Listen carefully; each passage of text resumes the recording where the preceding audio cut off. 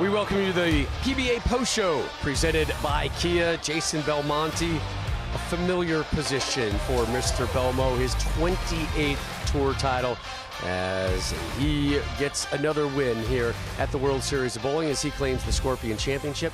He's the Hall of Famer, Randy Peterson. I'm Rob Stone. We're going to hear from Belmo and Kimberly Pressler in just a minute. Belmo ran the ladder in this one, started in the 4-seed spot. It wasn't easy, though, and I know the scores are of a blowout fashion, right? If you put together the 4 wins, he won by a combined 213 pins, right? And we look at the scores. What was it? None of his competitors even got to 200. Right. But it still felt like a real difficult challenge, battle of an evening for Belmo. It had that feel, and you know, there was some goofy things going on on the lanes early on.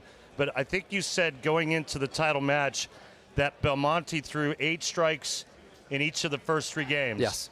In the last game, he threw 8 strikes. Yeah, all 4 games he had 8 strikes. Yeah. And so it's consistency. He made that big move against Packy and shot back-to-back 240s. He had 247 to start, and it looked harder than that. Yeah. But keep in mind that every match was a blowout. No other player on tonight's telecast bowled a 200 game. So it was a blowout, but it wasn't a calm blowout. It was a lot of Jason Belmonte going, what happened there? I got a strike there, but I'm not really sure why. I need to make a ball change. I need to move far left. At no point did it feel easy, and I think that's when you finally saw that fist bump from him in the late stages of that match for Simonson, where he's like, oh, I can exhale. I can enjoy this, right? Yeah, I agree. It didn't seem like it was that easy. Yeah. And it didn't look that way. It looked like he was really grinding, trying to find a way, going through all of his all the way down his checklist. Sure. You know, do I do this? Do I do that? Do I change balls? You know, and he was just mentally just so grinding on it, but yet every match was a blowout. Right. He opened up the match taking on his longtime rival over the course of the last 5 or 6 years, E.J. Tackett. It was the 5 versus 4 matchup, and in it was Jason Belmonte winning 247 to 192, a 55-pin win. How about that strike right there? Right? And again, that's the head scratcher. That's kind of what you're talking about. Here comes another one. Nice messenger. Had 8 strikes, as we mentioned, in that match, including 7 in a row at one point. So 247, 192. Belmo moves past Tackett, goes to match 2, takes on the Hall of Famer Tommy Jones. And again, Tommy's probably still shaking his head somewhere outside the center. Yeah, Tommy just had a hell of a time trying to get his ball to the pocket. Jason, he just kept grinding it out. Did have the open in the 9th frame, but it didn't matter. He wins 211 to 177. That was our closest match. It was. 34-pin win. Match number 3. Packy Hanrahan, the lone lefty, taking on Belmo. Jason steps up, had 8 strikes at 1.6 in a row. That was after the open frame to start this match for Belmo. Remember the pocket 7-10 to start. Then, like you said, 6 in a row, left that solid 9 in the 8th, and then doubled behind it. 242-186 winner. Anthony Simonson was in this match for maybe 2.5, 3 frames, and then open frames in the 4th and 5th for Anthony, and it was done at that point. Yeah, and then the bad carry happened after that with the pocket 7-pin, strikes after it, and then another 7-pin, and Anthony knew that wasn't going to be his day.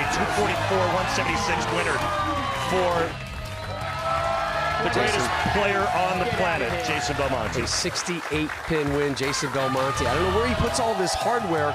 28 PBA Tour titles, Kimberly, with Belmo right now. So, Jason, Rob and Randy, we're actually just talking about the fact, and we watched that footage over there, that all through these matches, even though you walk away the winner, it looked like you were still going through the motions trying to figure out what you were doing out there. Was this pattern that tough? Yeah, well, the one thing, if you were looking really closely, you could see that at any given moment there was a moment of transition. So when I was throwing it a little bit straighter for game 1 and 2, even during the games, you could see the lanes just changing enough that forced you to make a change. So I knew as the night was going on with the lights and the other guys coming onto the pair, I was going to see those transitions in every single game. And I was just really, really paying attention to the way my ball was floating down the lane, because if I saw anything just even a little bit different, I knew that I had to make a move right there, right then. And that's exactly what I did, and even watching my opponent's bowling balls and seeing where it was hooking and just getting an understanding like, all right, it's starting to hook more from that point, got to stay away from that, or it's not hooking enough from that point, don't do that.